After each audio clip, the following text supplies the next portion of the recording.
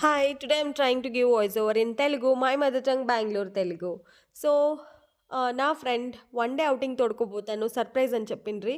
But ఇంత పెద్ద surprise అని మేము ఎక్స్‌పెక్టే చేసినేం లేదు. వాళ్ళైతే హిస్టారికల్ ప్లేస్‌కే తోడుకోవచ్చిర్రి. నా Kalimata పెయింటింగ్‌వి photos and videos కావాల్సిండే.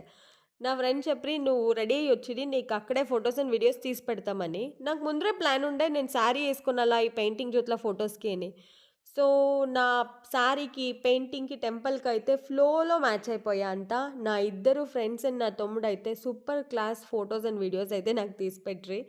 And ఈ టెంపుల్ గురించి చెప్పాలా అంటే, ఇది వచ్చేసి రామలింగేశ్వర స్వామి టెంపుల్ అవని. ఇది ఉండేది కోలార్ దగ్గర.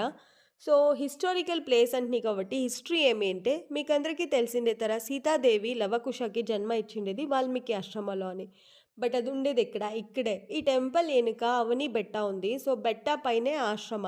సో, ఇప్పుడు సీతాదేవి టెంపుల్ ఉంది, లక్ష్మణ తీర్థ ఉంది, ఆశ్రమ కూడా ఉంది. అండ్ ఈ టెంపుల్ గురించి చెప్పాలా అంటే ఇది నొళంబ డైనస్టీ స్టైల్‌లో కన్‌స్ట్రక్ట్ అయిండేది. లేటర్ ఆన్ దీనికి Cholas and Vijayanagara Kings architecture add on అయింది. అండ్ ఇక్కడ 4 శివలింగాలుండాయి. ఒకటొచ్చేసి రామలింగేశ్వర స్వామి టెంపుల్ అది మెయిన్. ఇంకొకటి లక్ష్మణేశ్వర, భరతేశ్వర అండ్ శత్రుఘ్నేశ్వర.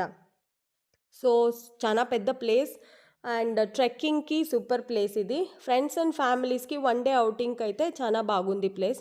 అండ్ బెంగుళూరు దగ్గర కాబట్టి ఆరాంగా విజిట్ చేయొచ్చు. సో, హిస్టారికల్ ప్లేస్ కాబట్టి హిస్టరీ తెలుసుకునేది చాలా important. So, please visit. Thank you.